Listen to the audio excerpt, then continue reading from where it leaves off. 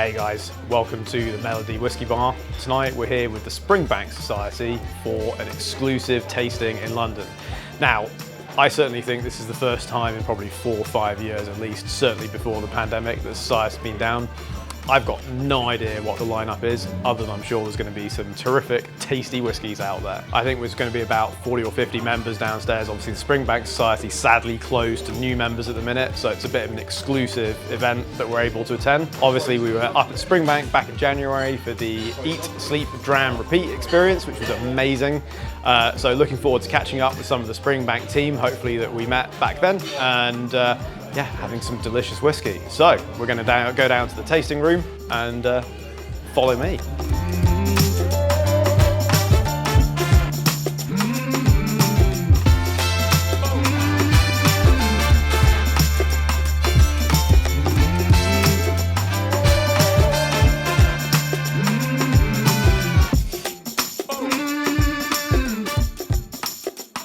This evening's pretty much going to be just that. Most of you are aware of the history and what we're doing and what we've done at Springbank in Campbelltown in the past. So this is really just about having 6 drams, kind of having a pretty informal tasting, talking about the whiskies. If you guys have got questions about what we're doing now, please ask and we'll kind of take things from there.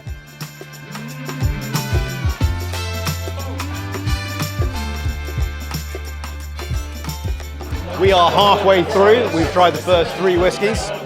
Started off with the classic Campbelltown Lock. Actually really interesting learning from David about the history of that. The first batch was really Glen Scotia focused, but since then they've wound it back and you now get far more of the 4 Springbank and Kilkerran brands as part of it. And it's going to be more like that going forward as well. A really good starter, easily available, about 40 pounds on the shelf. Just buy one. Then we moved on to an old Springbank Society release. It's a Hazelburn 11, matured in re-charred bourbon casks. 54.2%. Very, very sweet on the finish.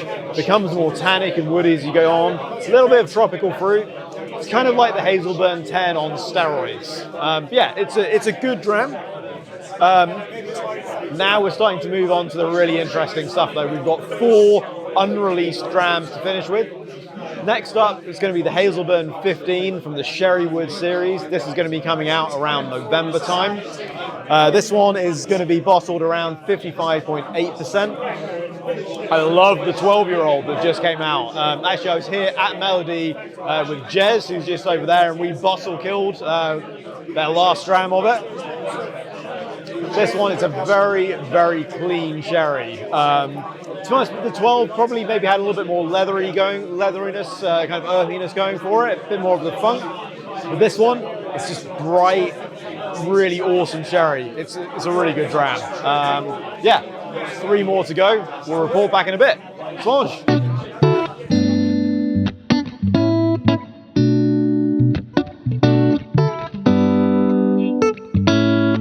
We're going to see one of these. There's going to be 5 releases, right? 1 a year.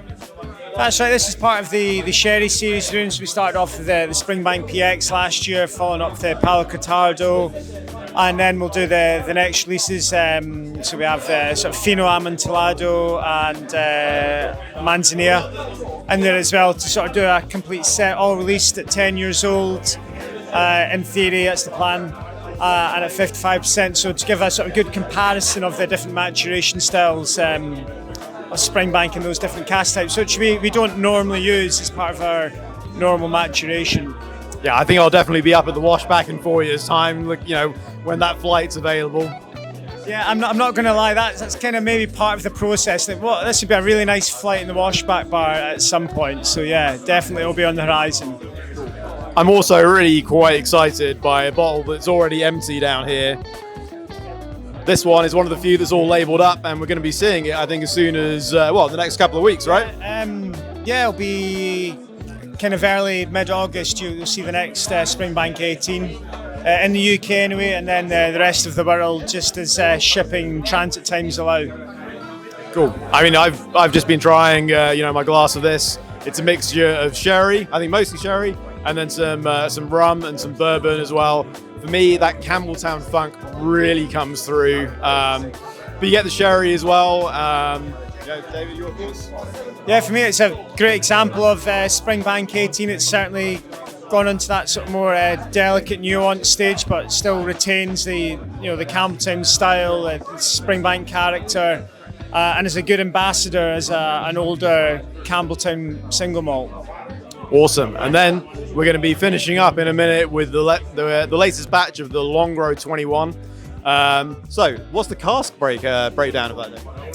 Now you're testing me. It's probably not the same as the last Longrow 21, and I'm going to refer to my notes very quickly here. Yeah, so it's a mixture of sherry and bourbon, around 65% sherry, 35% bourbon, and again, we'll have all the telltale sort of Longrow signs. The peat influence, the smoke influence will be much sort of softer as it is older, but will still be in the background, very much as part of the DNA of the whiskey, and will be highly sought after, I'm sure. I'm going to be a little bit controversial and say that actually some of the more recent Longrow 18s have actually worked slightly better for me. But nosing that 21 and having tasted a little sip of it, it's really, really good. That's my favorite batch of the 21 that you guys have released in, certainly the last couple. It's delicious. Yeah, there's not been too many batches of the Longrow 21.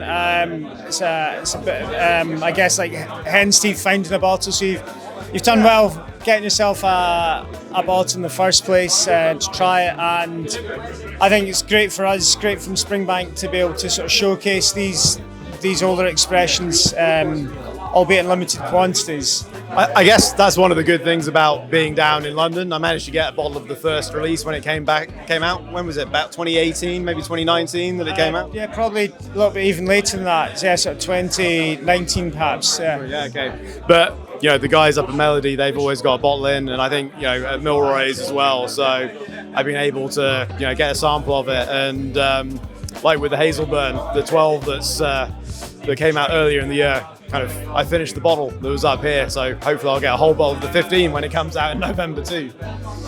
Yeah, I mean, fingers crossed. If not, you'll just need to come somewhere like the Melody Bar, and the guys have got a good selection here. If not, come and join us at the Washback Bar in Campbelltown. I definitely won't be long before I'm back. Thank you, David. Appreciate it. Cheers. Man.